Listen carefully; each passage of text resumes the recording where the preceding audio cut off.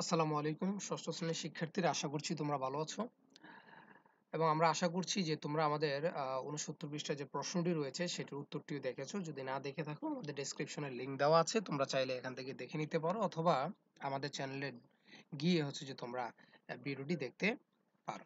তো আসো আমরা আজকে যে 70 পৃষ্ঠায় যে প্রশ্নটি রয়েছে সেটি নিয়ে আমরা আলোচনা করব। প্রশ্নটি হচ্ছে যে শিক্ষকের নির্দেশ অনুযায়ী শ্রেণীকক্ষের বাইরে যাও, চারপাশের পরিবেশ ভালো করে দেখো, লেখার জন্য এর মধ্য থেকে কোনো একটি বিষয় বাছাই করো। যেমন বিষয় হতে পারে গাছপালা, অথবা পশু পাখি, অথবা রাস্তা, নদী, মানুষ, প্রতিষ্ঠান কিংবা অন্য যে কোনো কিছু। এমনকি এই সময় দেখা কোনো ঘটনাও লেখারও লেখার বিষয় হতে পারে। বাছাই করা বিষয়ের উপর 100 থেকে 150 শব্দের মধ্যে একটি বিবরণমূলক লেখা তোমাদেরকে লিখতে হবে। সো আমরা এটির একটি নমুনা উত্তর তোমাদেরকে দেওয়ার চেষ্টা করছি। তোমরা তোমাদের মতো করেই লিখবে, কিন্তু নতুন কারিকুলাম হওয়ার কারণে অনেকেই অনেক কিছু বুঝতে পারছে না, তাই আমরা যে নমুনা উত্তরগুলো প্রোভাইড করছি, যাতে করে শিক্ষার্থীরা বুঝতে পারে যে কিভাবে একটি প্রশ্ন উত্তর আসলে মূলত এখন বর্তমান কারিকুলাম অনুযায়ী লিখতে হবে। সো আশা করি তোমরা আমাদের সাথে থাকবে, চ্যানেলটি সাবস্ক্রাইব করে। সো এর আনসার হচ্ছে যে আমরা যদি আমরা সিলেক্ট করেছি যে আমাদের বিদ্যালয়ের চারপাশে যে পরিবেশ রয়েছে, গাছপালা, সেই গাছপালা সম্পর্কে লিখবো।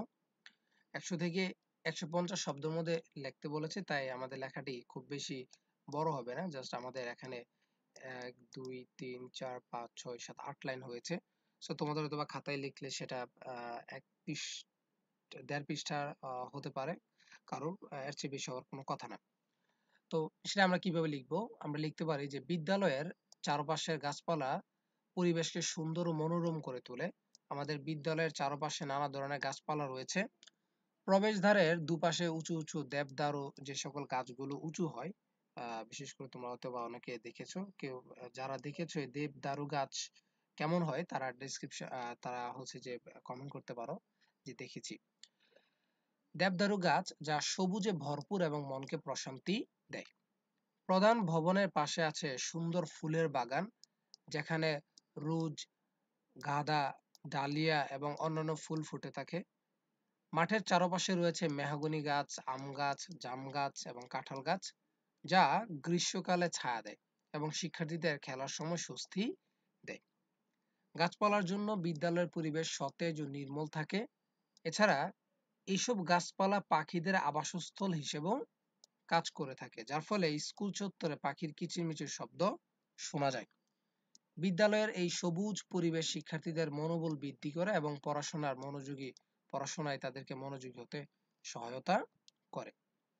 এটি সম্পূর্ণ আমাদের একটি নমুনা প্রশ্ন উত্তর। তুমি তোমার মতো করে লিখবে, আমরা একটা আইডিয়া দেওয়ার চেষ্টা করেছি মাত্র। তোমরা কে কোন স্কুলে পড়ো, চাইলে তোমরা সেটা কমেন্ট করতে পারো।